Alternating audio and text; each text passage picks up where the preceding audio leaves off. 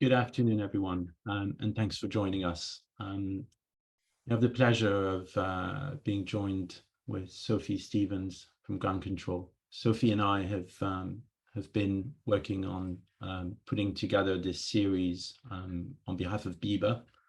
We both sit on the BEBA board, and we felt that it was useful to help the business community to really get to grips with the carbon agenda and the journey to net zero and carbon neutrality. So before we kick off, we'll do a quick round of introductions, and maybe Sophie, if you want to start. Yeah, certainly. Hello, everyone, and yeah, welcome along to the first webinar of our series. I'm Sophie Stevens. I'm Head of Environment and Sustainability at Ground Control. Ground Control are an Essex-based company with our head office at Billericay, and essentially we create, maintain and sustain outdoor environments. So that includes the carrying out design and construction of landscape design and construction, ground maintenance, winter maintenance, management of arboriculture, trees, and we also do things like install electric vehicle charging points. Myself, I've got just over 20 years experience in the environment and sustainability field. And yeah, I'm really excited to share some of my experiences and knowledge with you guys, as well as what we're doing in Ground Control as we go through our journey to net zero. Thank you, Sophie. And I'm Dave Dehaan. I'm independent consultant based in Brentwood. And as part of my consultancy work, I am also affiliated with the Auditel Network, which is a network of over 100 consultants focused on carbon solutions, cost and procurement. So carbon solutions is a really big leg of our business activities, and through that we help organizations with their carbon footprint and their carbon reduction strategies and plans, and help them along the way on that. Now, in terms of this webinar series, we'll be joined in next one and a few of the others in the series by representatives from the Lower Thames Crossing project as well, and they will share with us some of their experiences and some of the methods approach to carbon neutrality and net zero for the benefits of the supply chain, of which the Brentwood community will be instrumental. So in terms of the what's coming up in the series, so over the next 6 webinars, we've put together what we thought would be better to pack it all into 1 or 2. We thought we'd space them out a bit more to enable people to engage with the topics as well. So by no means does it mean that everyone will start on 1 and go all the way to 6. I'm sure that we will have people joining along the way if they're more advanced in their work. But fundamentally, the idea is to take you through the journey of what carbon work might involve.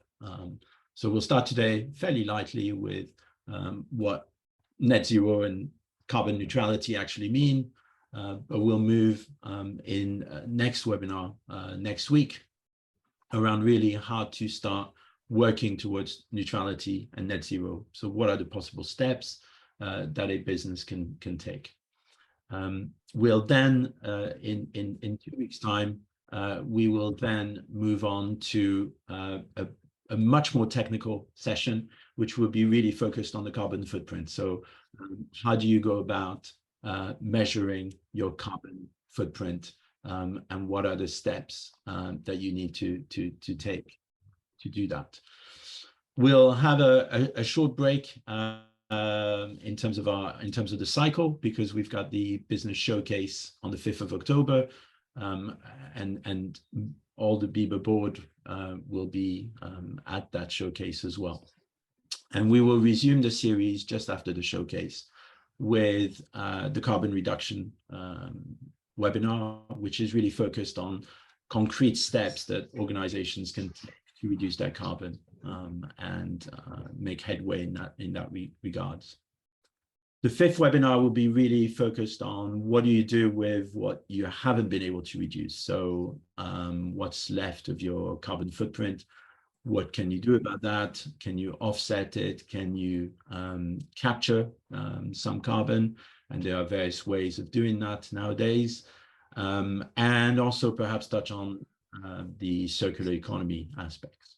And then finally, because BEBA is also about the environmental more generally and not just about carbon footprint, we thought it'd be interesting also to give you some headlines around the wider sustainability and environmental considerations as well. So the sixth webinar will be very much focused on that. So on to today specifically. What we aim to cover today really is the basics of carbon neutrality and really talk a little bit about climate change. And the arguments are absolutely well rehearsed, but it's probably worth re-emphasizing some of the aspects around climate change, especially given the summer that we have had and perhaps are still in the midst of. I can certainly feel the temperature is still there. But nonetheless, it's useful to go over the basics and background. So in terms of questions as we go along, please don't hesitate to put your questions in the chat room. We will run through the presentation, but when we see things on the chat room, we might pick them up along the way. But certainly we'll have some time at the end as well, and we'll invite everyone to participate in that discussion. So Sophie, over to you, really. Brilliant, thank you, David. So I'm just going to give a bit of a background to where we are with carbon and why we are all here today, hopefully. That looking at that poll, it's great to see that many of you are already on your journey, but perhaps are looking for that next step going forward.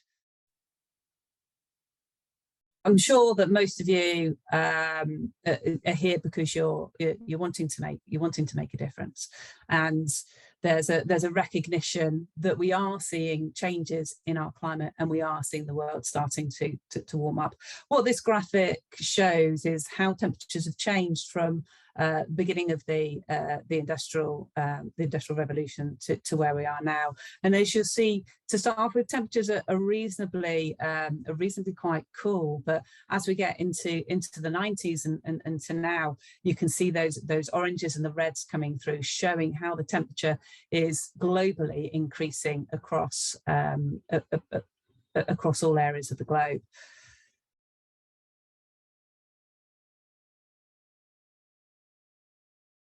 Now, it is now a lot of evidence that shows the link between carbon in the atmosphere and global temperatures. And I could show you multiple different graphs to show that correlation. But this one just shows changes just within the last few years. This the images, this grey image you see in front of you now, shows the amount of CO2 within the atmosphere back in 2002. And if we look just 14 years later, that is increased by about another 50 parts per million.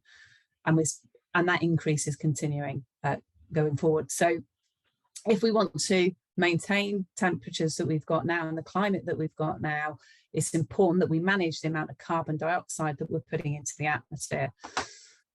But why does that matter? Does it really make a difference if the world warms up a bit? Is that not just means we've got nice longer summers ahead of us for us in the UK? Well, actually, the global impacts of just very small changes in temperature can be catastrophic. These are just some predictions that have been made around how about what might happen with certain rises in temperature based on pre-industrial times. Just for context, we are already just over 1 degree C increase in global temperature. from pre-industrial times. So we're already starting to see these impacts happening. And they're going to continue, especially as we move up sort of towards and above 2 degrees, where it starts to become, the impacts become a lot more life-changing. Things like falling crops, scarcity of water, rising sea levels, mass extinction of some species. We're also already seeing the impacts on coral reefs. And we're already seeing those extreme weather events. We've had the hottest summer, driest summer on record within the UK and across Europe. And those are looking to continue going forward.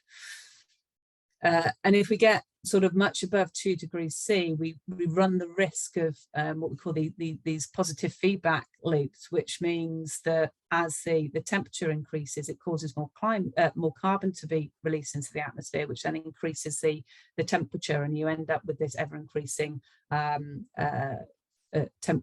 temperature and impacts. So if we want to prevent these scenarios occurring, we need to manage our carbon to reduce those temperatures, to minimize the increase in temperatures.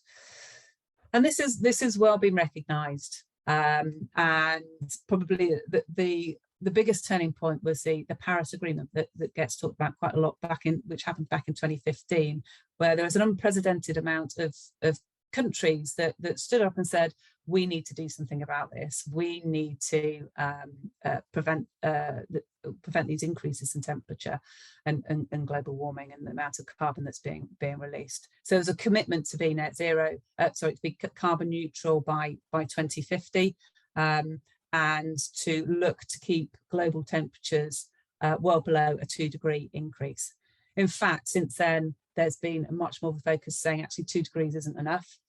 We need to keep it below 1.5 degrees, because 2 degrees is going to have too much of an impact.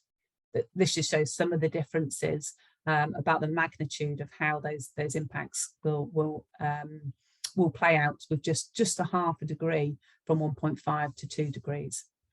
So the real focus is now shifted to let's keep it below 1.5 degrees, and that's what we need to focus on.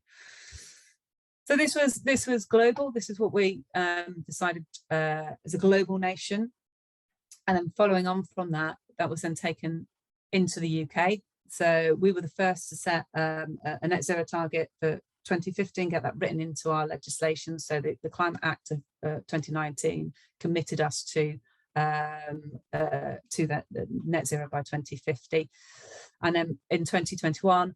Boris then launched the net zero strategy Build Back Better on the back of COP26. This helped to outline how we're going to get to net zero by 2050 and set new carbon budgets. So this is the carbon budgets are essentially the amount of carbon that the UK is allowed to emit in order for us to get down to that net zero. So those UK commitments and strategies have now been developed. So we've gone global, UK, national, and now down into what local councils are doing, local authorities are doing. Brentwood was very keen to get on the journey and to make an impact and play their part and set a carbon neutrality for 2040. And off the back of that, recognising the importance that business plays in helping to deliver those carbon targets, set up the pledge as part of Brentwood Environmental Business Alliance.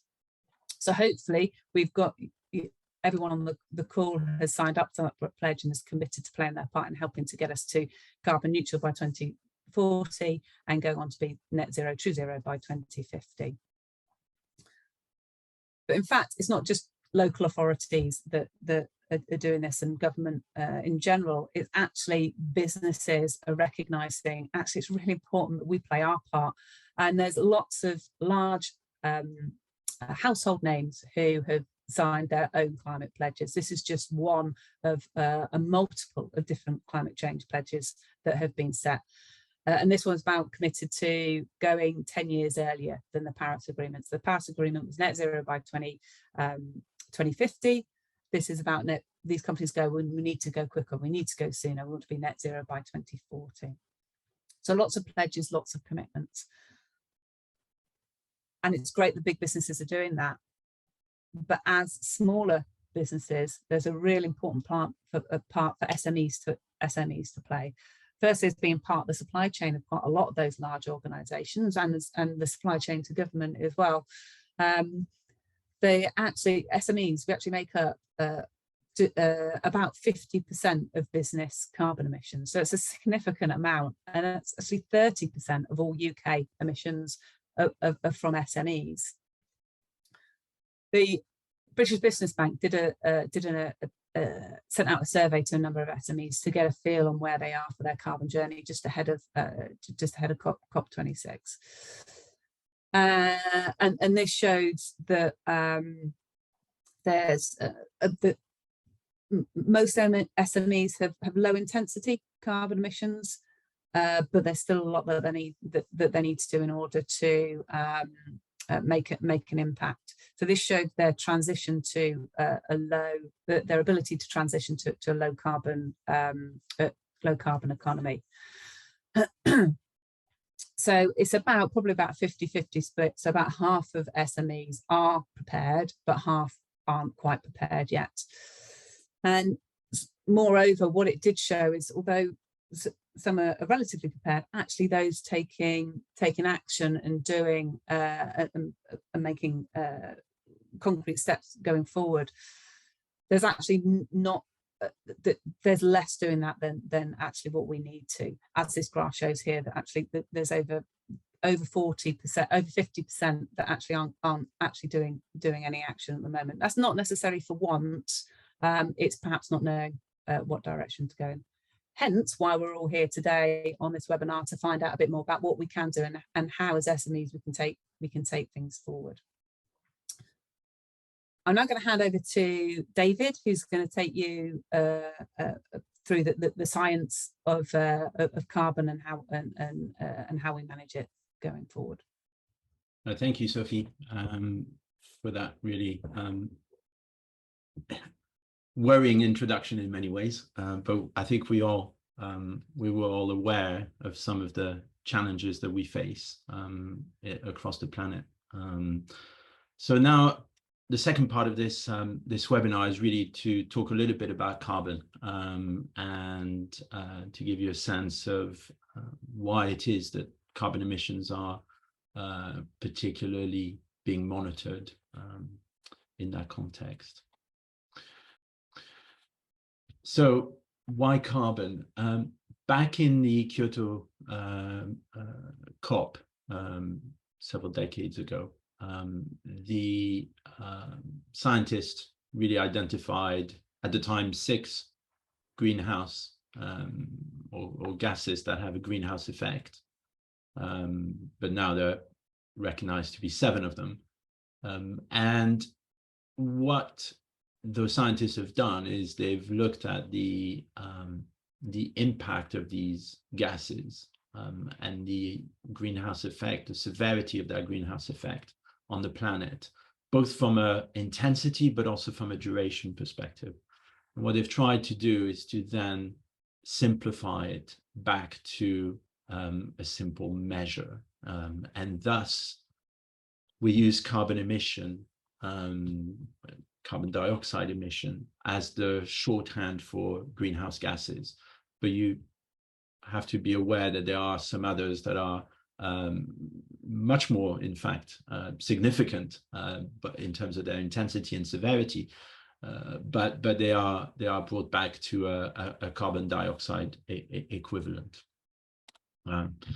And this is where you typically find these various gases. So carbon dioxide, we know well in terms of fossil fuel, particularly deforestation, but also cement production. When you look at construction, for anyone on the call that might be linked to the construction trade, will recognize that cement is very carbon intensive. Methane, which again, we probably know through agriculture and landfills. But as you can see, the impact in terms of global warming potential is 28 times more than carbon dioxide. And it stays in the atmosphere for an estimated period of time of 12 years. And then you've got all these other greenhouse gases. So nitrous oxide, which typically you find in fertilizers in particular, and some of the industrial processes. Again, there, the global warming potential is much more significant than carbon dioxide, 265 times more. And interestingly, of course, it stays in the atmosphere for over a century. So quite significant. And then there are kind of two that are used in refrigerants. And so anything which is refrigeration, HVACs in buildings would tend to have these fluoride-based gases. And you can see there that the magnitude is just humongous. Of course, not much of it gets released into the atmosphere, so it's not to the same degree as what you see with carbon dioxide, but the impact in terms of severity and intensity is quite significant. And then finally, in terms of semiconductor manufacturing, which obviously is increasingly prevalent because we have semiconductors just about in everything nowadays. Nitrogen trifluoride is used in that manufacturing process, and again, that's quite a significant impact for the greenhouse effect. So what the scientists have done is, instead of really having 7 different measures, they've tried to simplify it, and therefore carbon emissions have become the norm, if you will. So all greenhouse gas emissions are expressed in metric tons of carbon dioxide equivalent, and basically using the global warming potential as the key factor. So one of the challenges, I think, when you start with carbon journey is clearly navigating through what I call the alphabet soup of carbon. And part of our mission here with the webinar series was to try to demystify carbon work. And it felt right to start with where the problem is. And the problem is that, to be fair, you've got here on the screen a range of acronyms that are used in different forms, interchangeably, what have you, and it is creating a lot of confusion. I myself don't even know some of these necessarily, but they create a lot of confusion, and we are getting more alignment of standards and alignment of initiatives. So about probably 5 years ago, if you looked around, post the Paris Agreement, there was a flurry of activity, especially amongst businesses and associations, and trying to create some standards because the standards were not there. And what we're seeing increasingly is much more alignment. So hopefully that alphabet soup will start reducing over time. But I want to leave you with basically 3 key definitions, because when you talk about carbon, those 3 are used interchangeably, and they're very different. So one of the things I really want you to take away is to be aware of what you're reading, what you're seeing, what you might be doing in your own organizations in terms of communicating where you are on your journey. So starting with carbon neutrality, that is, the terms of carbon neutral is really where you are able to offset your greenhouse gas emissions. And those offsets can be either done internally in various ways, or which tends to be more of the pattern, is to buy carbon credits into official carbon projects. And we will have an opportunity to discuss the carbon offsetting process in much, much more detail in the 5th webinar of this series. So that will be the opportunity to really understand that a lot more. Net zero carbon is really excluding offsets. So this is where you have managed to match the emissions of carbon dioxide equivalent with the removal. So internally, you've managed to either reduce your carbon emissions, or you've been able to remove carbon or capture carbon in such a way that you're net zero carbon. And then finally, zero carbon is really where there are no carbon dioxide equivalent emitted for the organization. I've said it's probably not really possible, but yet there's a lot of technology that is being tested and being developed. It's not yet, I would say, at scale level to really enable this, but it is coming. And there are organizations that are working towards that.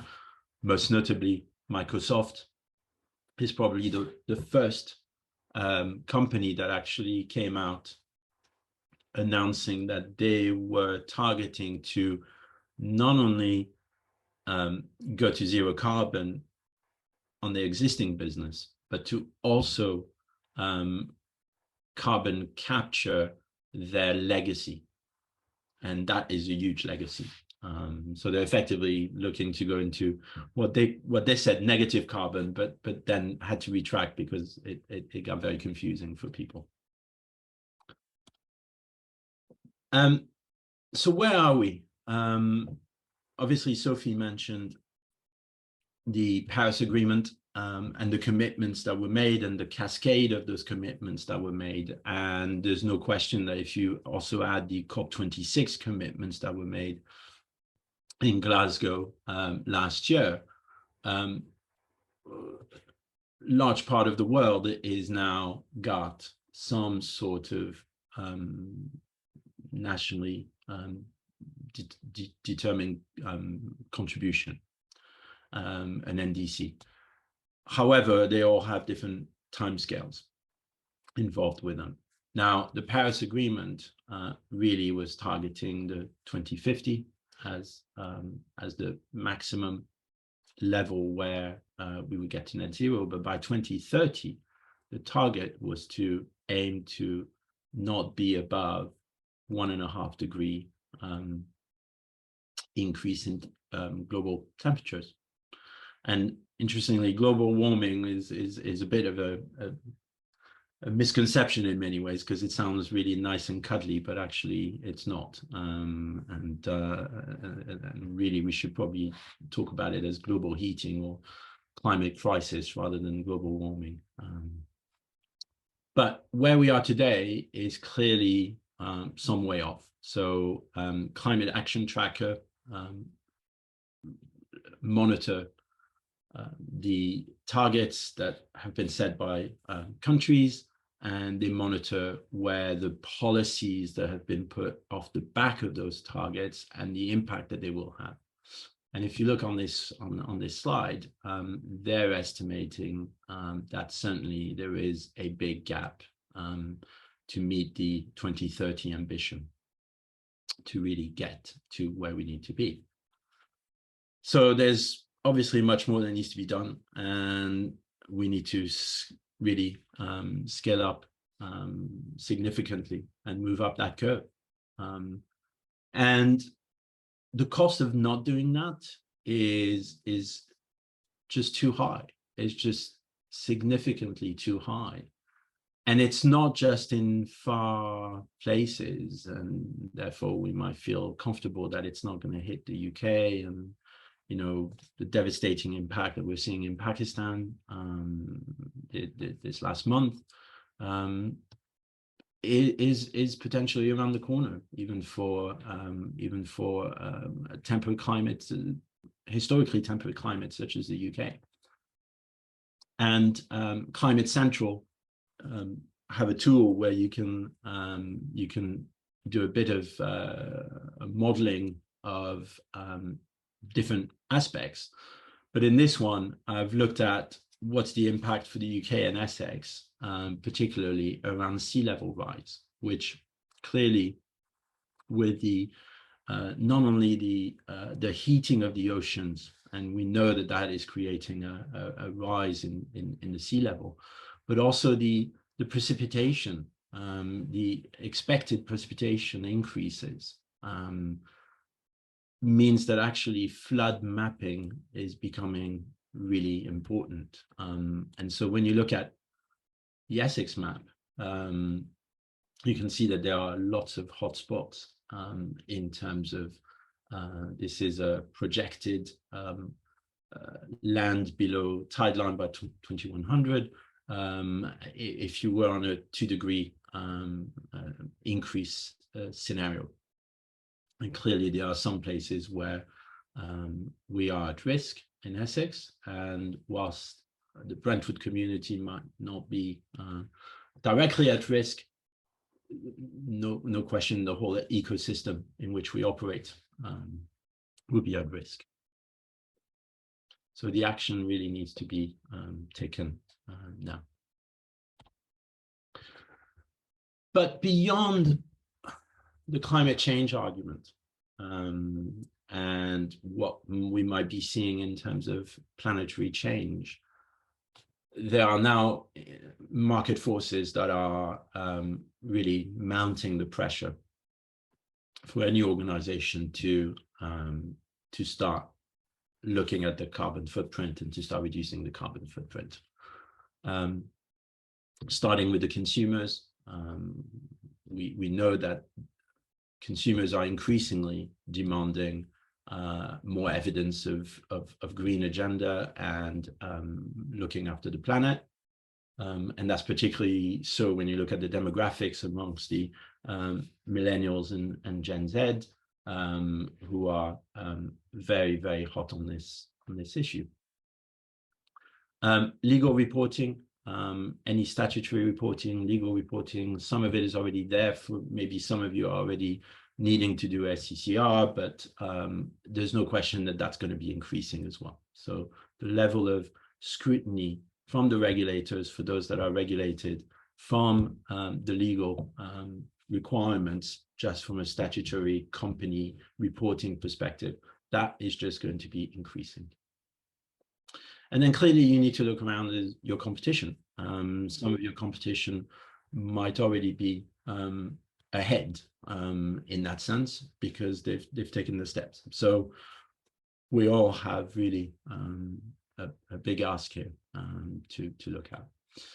And then something which perhaps not many people have paid attention to, but back in June 21, there was actually a notification that made it a requirement for anyone bidding for government contracts above 5 million of spend to have clear demonstration of carbon management. So having done a carbon footprint and certainly having the mechanisms for reducing the carbon. So the demonstration of that green agenda, again, essential as part of tendering for government projects.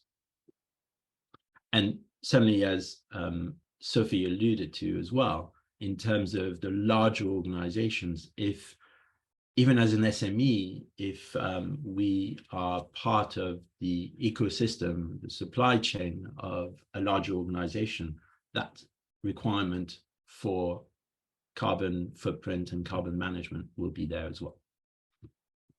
And then the last one cannot be escaped. The increasing energy costs are so visible, certainly over the past few months, that they create not only a market risk, but now really a market opportunity to decarbonize. So the effort that we all need to do as companies, as businesses in the ecosystem is really there in terms of the pressure. There are some challenges, without a doubt, and you know, quite a few of these we see with our clients at Auditel. Clearly, there's lack of expertise and data, but that is improving. I would say there is more talent coming into this area, so certainly that is something that is improving. There is, of course, the big challenge of, you know, it's a huge challenge, and the old expression about, you know, how do you eat an elephant? You do it one piece at a time, and that absolutely is relevant here. If you are overwhelmed by the volume and the sheer size of the challenge, there are ways to take it one step at a time. And hopefully through this webinar series, we'll be able to demonstrate how that can be done. There is a lot of confusion. You know, partially the alphabet soup I mentioned is creating that confusion. Greenwashing, I go back to the definitions of net zero and versus carbon neutral. There's been a lot of miscommunication around that, and clearly some organizations are getting concerned that they will be accused of greenwashing. So it's really important that businesses are clear about what they intend to do and what they are doing in their communication. And then there's a perceived cost. But the flip side of that, of course, there is a cost associated with doing carbon footprint and a cost associated with putting the resources behind it. But at the same time, because of the offsetting of other costs, such as energy costs as being the obvious one, there are benefits as well that can be outweighing those costs. And we'll have an opportunity to talk about that when we talk about the carbon reduction, particularly topic. Right, so just to summarize, and conscious that we want to give a bit of time for questions as well. So no question, climate change is happening now. There's significant impact for all of us across all organizations, I would say. You know, we haven't talked about climate resilience, but that's clearly something that we're going to need to pay attention to. And by that, I mean, you know, how organizations cope with the increasing temperature changes in terms of their staff well-being. So it is upon us, and certainly it's significant. Just a reminder, carbon emissions used as really a shorthand for all greenhouse gas emissions. And so it is important to monitor all the others as well. But it does get equated back to a carbon measure, which is helpful. We've seen that there's been a huge amount of commitments cascaded all the way from the global agreement in Paris all the way down to small businesses who are now really taking the mantle and moving forward with either carbon neutral ambitions or net zero ambitions. There is mounting pressure to act. There's no question about that. And finally, this is why we decided that it would be worth doing this BEBA series, because that pressure is there. The need is there is the confusion, and we felt that perhaps through this webinar series, we'll be able to demystify a little bit and to help all the organizations in the Brentwood community, those that operate in Brentwood, as well as those that are based in Brentwood, to really move forward on that. So we'll open up for questions really now. I mean, just while people maybe sort of thinking about what questions they want to ask, feel free, as I say, if you don't want to sort of come off camera, that's fine. Pop a question in the chat, or if you've got any comments, it's really helpful to sort of for us to know how we can sort of support you, and we're here to give our time.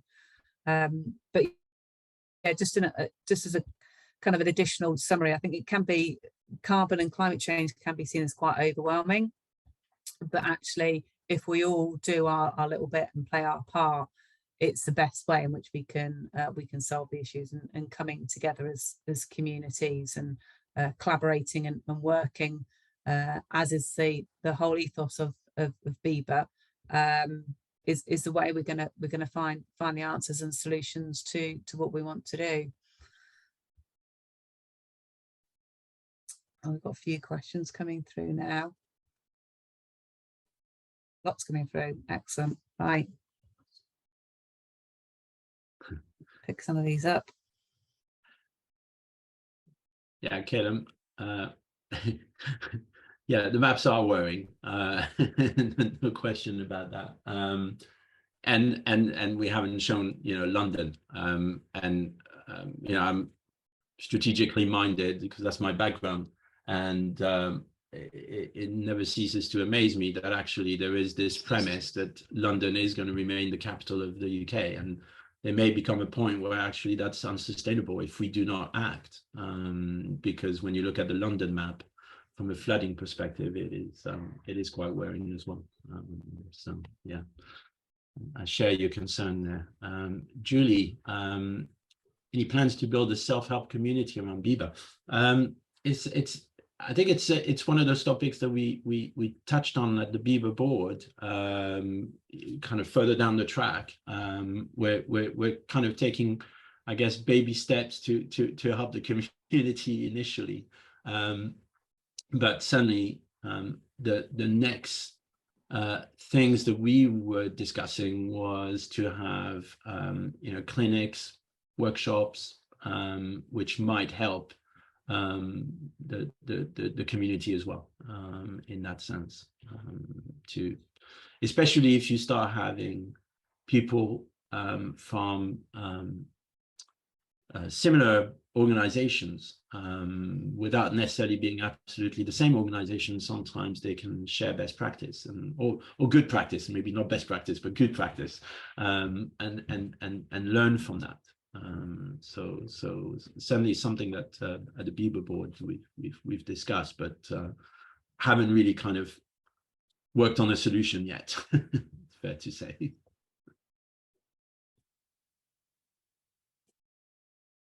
There's a few questions around presenting up at the up and coming seminars. I presume that's you're talking about the Brentwood business showcase. We're certainly going to be there. There's going to be, we're looking at doing some sessions and bringing some of this to life. We've purposely built, as David sort of talked about earlier, there'll be 3 sessions, then there's the business showcase, and then there's another 3 sessions. And we've purposely done it like that so we can use that as an opportunity to have a bit more of an engaged session, so give a bit of a synopsis of what we've covered so far, and potentially run some surgeries or have some Q&A and use it as an opportunity to start that collaboration piece. Yeah, and there's a question from someone working at Morton Johnson. Future presentations, absolutely. So the webinar series itself, we will have quite a bit of kind of technical aspects to it, but we will also have the opportunity to see how ground control themselves have moved along the journey. And Sophie will be sharing some of her experiences there. Lower Thames Crossing as well. So 2 very different organizations, but quite interesting in terms of the evolution there. But I will also look to bring some of the experiences that we've had with some of our clients as well, in terms of practical considerations. So webinar 3 is really around carbon footprinting. So this will be much more of a technical one, really, in terms of the data-driven analysis that needs to be done. And then the 4th webinar will really start looking at some of the solutions that are out there, and with some concrete examples of how those solutions have been deployed to reduce carbon and to reduce costs in some cases as well. So they're valuable from two angles. It has to be said, we're really focusing on the business community. So the second part of the question around households is probably less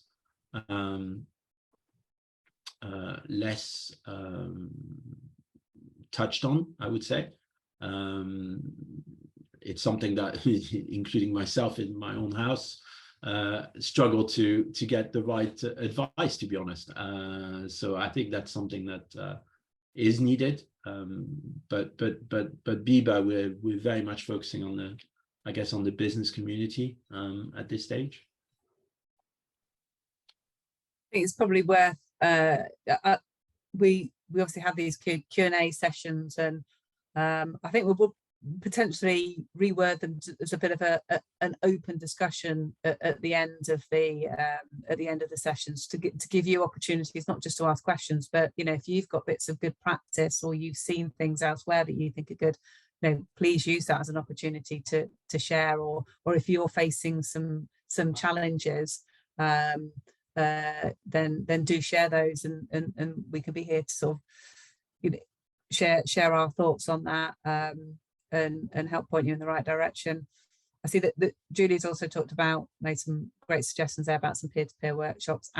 Absolutely, I think these are all really good ideas that are coming through, and I think as we do these webinars, as people find out more about what BEBA are doing, and as we start to work together more closely, I can just see this just evolving and snowballing into lots more collaboration. We'll just talk about next webinar, just to keep out for next week's webinar, where we will start talking about the steps at a high level. So this is really kind of setting the framework for what goes on in the future webinars, but really at a high level, setting the framework for how organizations can move towards carbon neutrality. So that will be next week, and we look forward to having you there.